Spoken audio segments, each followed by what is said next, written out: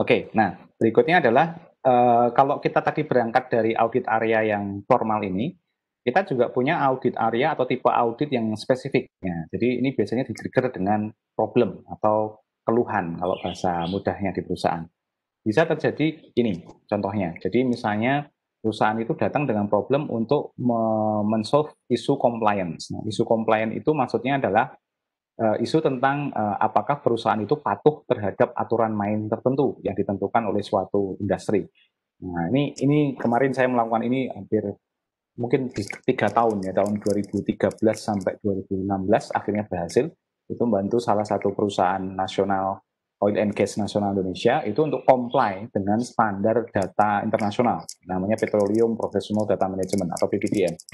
Nah, ternyata butuh transformasi 3 tahun untuk melakukan kajian, kemudian memetakan apakah data-datanya yang sekarang itu sudah comply apa belum, mana yang sudah, mana yang tidak, atau banyak sekali. Kemudian yang sudah diapain, yang setengah sudah seperti apa, yang belum seperti apa. Treatmentnya dibuat strateginya, kemudian tahun kedua dicoba di piloting project, berhasil. Tahun ketiga baru masif implementation, dan akhirnya di-assess, diuji oleh tim independen dari internasional, ternyata comply. Dan akhirnya bisa dianggap sebagai salah satu perusahaan yang comply dengan standar internasional. Jadi ilustrasi pekerjaannya seperti itu. Jadi hanya spesifik ya pada compliance terhadap data. Bisa juga nanti compliance terhadap standar teknologi tertentu. Itu bisa juga misalnya nanti perusahaan atau organisasi mengatakan, oke, kami sudah go to big data. Nah, nanti saya butuh jaminan atau assessment bahwa oke, saya memang sudah sangat comply dengan big data. Ya, yang terjadi adalah kita nanti mengakses dengan parameter-parameter big data tadi. Bisa juga nanti terkait dengan kinerja, performance. Jadi perusahaan mungkin tidak terlalu yakin dengan report internal, tapi kemudian mereka mencoba mempush untuk menggunakan jasa IT auditor untuk melihat apakah dari sisi kinerja memang sudah tercapai apa belum.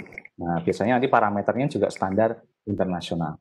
Kemudian bisa juga karena ada kecurangan atau fraud. Ini sering terjadi. Jadi mereka merasa, wah, ini ada sesuatu yang salah di dalam sistem, bukan di hack ya, tetapi kadang bahkan beberapa tim internal itu memang melakukan menitipkan source code yang dia kemudian melakukan transaksi ilegal. Ini pernah kejadian nanti di salah satu di Bank Nasional Indonesia. Saya sempat kemudian menemukan celahnya itu dan menyampaikan ke manajemennya. Ternyata seorang IT manager itu meng-hire tenaga paruh waktu, diminta untuk membuat source code. Yang source code itu dititipkan di sistem besarnya, yang itu men-trigger begini, ketika ada transaksi misalnya transfer uang dari satu rekening ke rekening yang lain, itu nanti kan biasanya kalian dikenakan biaya administrasi bank 3.000, misalnya Rp3.000 per transaksi. Nah, dari 3.000 itu diambil Rp500 ke rekening dia, yang rekening virtual lah yang dibuat oleh dia, yang dia bisa ambil sewaktu-waktu. Nah, bisa dibayangkan seberapa besar dia mendapat keuntungan finansial dari proses itu. Nah, code-nya nggak salah, karena secara code ada di situ dan jalan, tidak error, tidak bug, dan segala macam. Tapi itu digunakan untuk melakukan kecurangan. Nah, bayangkan menemukan sekitar berapa ya dia?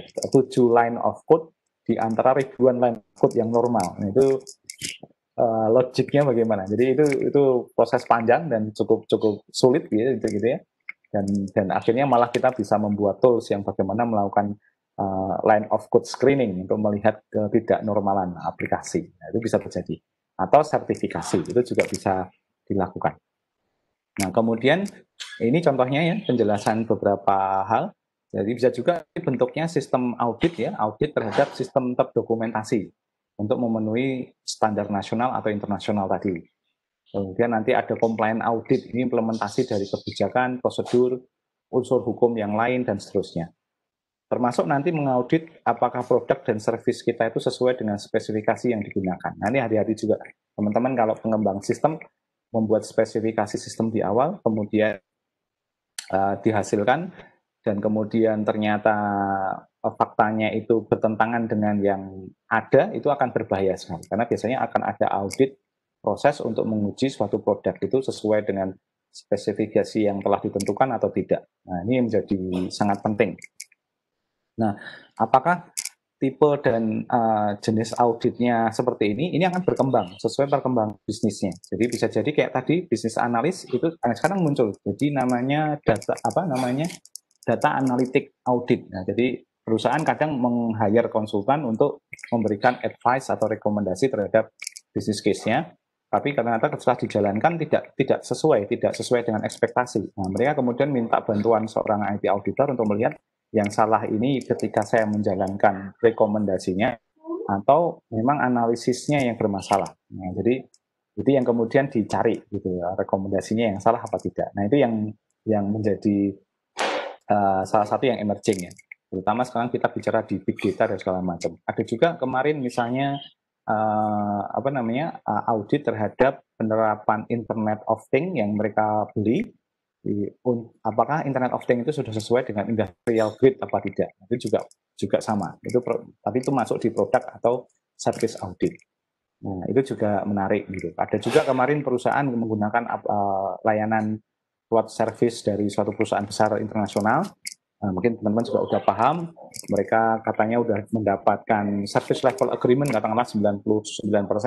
Nah, mereka ingin memastikan apakah benar 99% itu terpenuhi atau tidak, tidak hanya berdasarkan dari report mereka. Nah, ini juga bisa dilakukan. Nah, jadi cukup bervariasi, tergantung dari itu. Dan sehingga itu men-trigger kita sebagai seorang IT auditor itu untuk ngejar itu semua. Jadi bahkan saya sering mengatakan seringkali kita itu agak kedodoran karena mengejar kebutuhan atau munculnya jenis-jenis audit baru yang terjadi karena memang saking pinternya orang-orang yang melakukan sesuatu terhadap sistem informasi. Nah, siapa yang akan menjadi objek auditnya? Nah, itu bisa tim manajemen perusahaan, organisasi, kemudian juga bisa IT manager, kemudian bisa juga IT spesialis dan juga user. Jadi ini adalah orang-orang yang nanti akan kita collect informasinya. Nah, sekarang ini untuk menjawab pertanyaan tadi, siapa yang melakukan audit? Nah, pekerjaan seorang auditor itu tidak modelnya sebenarnya bukan seperti staff atau tim engineering gitu ya, atau tim programming atau dan lain sebagainya, atau masuk dalam divisi IT. Biasanya kalau di perusahaan yang baik itu adalah dia punya internal audit division yang terpisah dari mana-mana, terpisah dari teknologi, terpisah dari bisnis. Dia sifatnya independen, gitu. Nah, ini juga nanti untuk sebagai cross check apakah perusahaan itu serius terhadap concern, resiko dan value. Nah, kalau misalnya dia punya internal dititipkan di tim bisnis, ya itu nggak independen. Sama juga sebaliknya ke tim engineering. Jadi kalau namanya first party audit, ya meskipun dia dilakukan oleh atas nama perusahaan karena memang di-hire oleh perusahaan, teman-teman bekerja untuk perusahaan itu, melakukan internal audit di perusahaan itu, nah dia digunakan untuk memberikan manajemen review dan memastikan tujuan internal perusahaan tercapai. Nah, jadi dia jadi orang yang independen yang memberikan informasi bagi manajemen terkait dengan hal-hal yang terkait dengan penerapan atau implementasi IT sistem informasi di perusahaan itu sudah pada jalur yang tepat apa tidak. Jadi benar-benar harus independen. Hasilnya nanti didengar oleh manajemen kemudian nanti yang akan mendirect ke tim teknis maupun tim bisnis. Jadi tidak direct. Biasanya yang terjadi adalah komunikasinya tidak direct langsung dari internal audit ke tim teknis gitu ya. Kayak melakukan intervensi, nggak bisa. Jadi best practice-nya memang ke manajemen. Gitu. Karena kalau manajemen kan turun itu ada push-nya, ada power-nya kan gitu. Jadi bisa dilaksanakan. Nah, jadi dia nanti akan bekerja sama dengan manajemen untuk melakukan itu. Tapi secara pekerjaan teknis, seorang IT auditor nanti memang masuk ke internal, mengkolek informasi ke tim teknis maupun ke tim bisnis terkait dengan tadi evidence yang harus didapatkan. Nah, itu pertama. Kalau kita bekerja di internal perusahaan, coba di cross check ya di beberapa perusahaan. Sebutannya macam-macam, ada internal audit gitu ya, audit fair gitu. Ada juga yang menyebut sebagai audit gitu, auditor gitu bisa juga. Kemudian ada namanya macam-macam, tapi job function-nya adalah internal audit sebagai first party. Kemudian bisa juga bekerja di perusahaan lain, tapi yang perusahaan itu memang bekerja menjadi layanan audit bagi perusahaan pertama tadi. Jadi second party audit. Jadi saya misalnya bekerja di perusahaan seperti PricewaterhouseCoopers. atau Ernst Young, EY, Anderson atau Gartner. Nah, itu perusahaan-perusahaan itu memang bekerja untuk melakukan audit. Nah, dia disebut sebagai second party audit. Nah, biasanya second party audit ini akan bekerja itu untuk membalance tadi internal audit. Jadi misalnya internal audit sudah melakukan suatu pekerjaan tapi hasilnya belum memuaskan manajemen, maka second party audit bisa digunakan. Nah, gitu, bisa bekerja. Nah, dan ini adalah kumpulan-kumpulan profesional yang melakukan audit secara independen. Nah, jadi ini bisa perusahaan-perusahaan bagus gitu ya. Nah, kemudian bisa juga nanti ada third party audit. Ini independen sifatnya. Ini bisa individual, ini seperti saya lah gitu ya. Independen, bisa peneliti, bisa dari universitas, dari mana yang memang punya kompetensi, punya sertifikasi di bidang ini, bisa melakukan third party audit.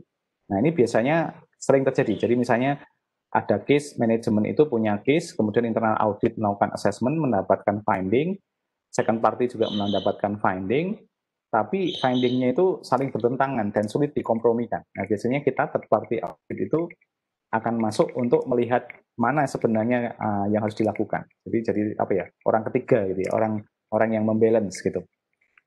Nah, kasus khusus bisa terjadi juga si perusahaan ini nggak punya internal audit, bisa juga perusahaan besar tapi nggak punya internal audit, tapi dia bisa langsung ke second party audit. Jadi internal auditnya itu sifatnya jasa, dipakai sebagai jasa, itu boleh. Dan biasanya ya nanti dia akan long term kontrak dengan second party audit. Nanti kalau dia belum puas, masih membutuhkan informasi yang lebih komprehensif, nah dia akan mencari informasi itu di third party audit. Nah, itu mekanisme yang terjadi. Jadi, tapi ada satu best practice atau rule ya, seorang third party audit itu tidak bisa melakukan audit tanpa internal atau second party audit melakukannya lebih dahulu. Jadi misalnya saya diminta langsung untuk melakukan audit, itu nggak bisa. Nah, kecuali kasus khusus, misalnya ada fraud, ada sesuatu yang sangat extraordinary. Tapi kalau normal, saya akan selalu tanya, apakah Bapak sudah melakukan internal audit? Oh, saya nggak punya misalnya. Kalau punya kan udah jalan ya. Tapi misalnya dia nggak punya. Saya akan tanya, apakah Bapak sudah melakukan second party audit? Kalau belum, maka kita akan merekomendasikan silakan Bapak melakukan second party audit. Nah, kecuali kalau kita berada di second party audit. Kalau second party audit nanti kita akan tanya, Bapak sudah melakukan internal audit? Oh, saya tidak punya. Oke, kita bisa masuk.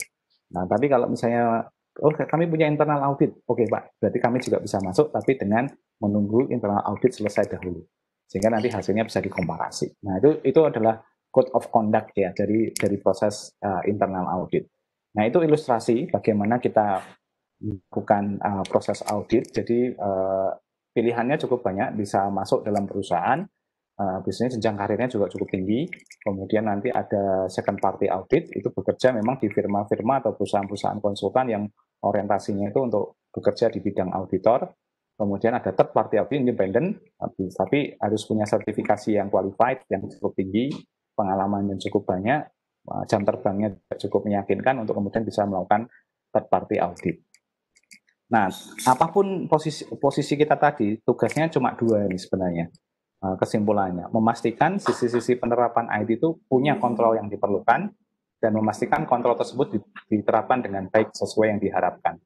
Ilustrasinya, kita punya rumah, bagaimana mengamankan rumah ini agar tidak berisiko dan value-nya tinggi. Kita harus memastikan rumah itu pagarnya cukup kuat, ada instrumen pagarnya, ada kuncinya, ada gemboknya, ada CCTV-nya, ada apapun komponen lain untuk mengamankan plat agar value-nya tidak hilang dan risikonya tidak muncul, dan memastikan gembok CCTV itu bekerja dengan sebenar-benarnya. Jadi semacam itu. Jadi kalau dalam konteks saya, ketika perusahaan punya seorang auditor, maka auditor itu akan bertugas memastikan bahwa IT dijalankan itu terkontrol dengan baik dan mekanisme kontrol itu bekerja sesuai dengan yang diharapkan. Nah, ini yang menjadi challenge ya, challenge yang paling dominan bagi seorang IT auditor. Nah, jadi nanti ke depan teman-teman nanti akan punya demand ini, sehingga otomatis ya integritinya harus baik, independensinya harus kuat, cara berpikirnya harus tajam, analitiknya harus bermain, sense of bisnisnya juga ada, kemudian punya etik, punya good conduct, dan juga mungkin satu sisi adalah tadi belief-nya itu pada fakta atau data, bukan katanya atau mungkin bahkan kita terintimidasi oleh teknologi itu sendiri. Nah, itu yang akan membahayakan nanti dari sisi pekerjaan auditor. Nah, kira-kira itu dari sisi apa namanya, dari sisi pengayaan materi kita mengenai mengenai apa namanya tugas seorang IT auditor, kemudian tadi posisi ada first party, second party, dan third parties, kemudian tadi area-area spesifik audit itu yang bisa dikerjakan seperti apa dan seterusnya. Ada satu yang belum saya jelaskan yaitu ada namanya forensik audit ya atau forensik digital yang ini sebenarnya arahnya ke pembuktian yang ke ranah hukum. Nah, itu agak spesifik. Nah, ada mata kuliahnya sebenarnya, tetapi nanti juga saya bahas sedikit karena itu sebagai bagian dari sub pekerjaan IT audit yang sebenarnya emerging karena sekarang ini ya forensik audit menjadi sangat penting. Baik, ada pertanyaan?